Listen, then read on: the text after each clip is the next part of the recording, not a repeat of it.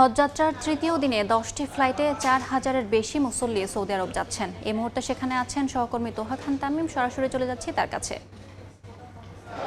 দুপুর 2টা 5 মিনিটে বিমান বাংলাদেশ এয়ারলাইন্সের একটি ফ্লাইট রয়েছে। এভাবেই দেখতে পাচ্ছি যে সকাল থেকে থেমে থেমে যে ফ্লাইটগুলো রয়েছে, মোট আজকে দিনে 10টি ফ্লাইট এবং এর মধ্যে 5টি ফ্লাইট চলে গেছে। ঠিক আমি একটু দেখাতে চাই, এই মুহূর্তে পেছনে আপনারা দেখতে পাচ্ছেন যে লম্বা লাইন ধরে যারা হজযাত্রী রয়েছেন তারা ইমিগ্রেশনের জন্য দাঁড়িয়ে গেছেন। অর্থাৎ এর পরে যে ফ্লাইটটি রয়েছে, অর্থাৎ দুপুর 2টা 5-এর যে ফ্লাইট, সেই ফ্লাইটটির ইমিগ্রেশন আগে হয়ে গেছে।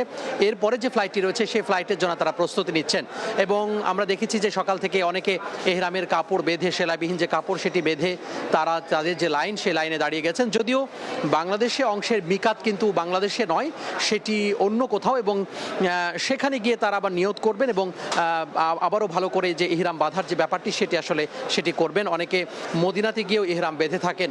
তো সব মিলিয়ে বলা যায় যে হজে যাওয়ার জন্য যে প্রস্তুতি, সেই প্রস্তুতি আসলে তারা নিচ্ছেন এবং এই ইমিগ্রেশনের তারা চূড়ান্তভাবে তারা ঢুকে যাচ্ছেন এর মধ্যে, এবং তাদের হাতে থাকা যে ব্যাগেজ, যেই অন্যান্য সামগ্রী রয়েছে সেটি চূড়ান্তভাবে তারা আসলে নিয়ে নেবেন এবং পরবর্তীতে সৌদি অংশে যে ইমিগ্রেশন সেটি বাংলাদেশে হচ্ছে, যার ফলশ্রুতিতে সেই যে লম্বা লাইনের ভোগান্তি কিংবা ব্যাগ নিয়ে ভোগান্তি সেটি আসলে থাকছে না।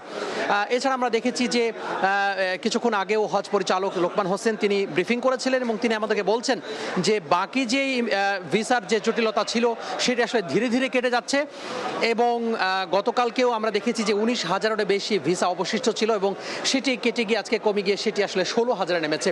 এবং তার বক্তব্য হচ্ছে যে ঠিক শেষ ফ্লাইট অর্থাৎ 31শে মের আগ পর্যন্ত কিন্তু আসলে এই যে ভিসার যে আবেদন সেটি আসলে করা যায় এবং ধাপে ধাপে এই আবেদন করার পরে ঠিক ধীরে ধীরে কিন্তু এই যে ভিসার যে জটিলতা সেটি নিরসন হচ্ছে এবং নিষ্পত্তি হচ্ছে। তো এই ছিল আশকোনা হজ ক্যাম্প থেকে আমার হাতের আজকে যে তৃতীয় দিনের হজযাত্রা তার সবশেষ খবর। সরাসরি যুক্ত ছিলাম আশকোনা হজ ক্যাম্প থেকে।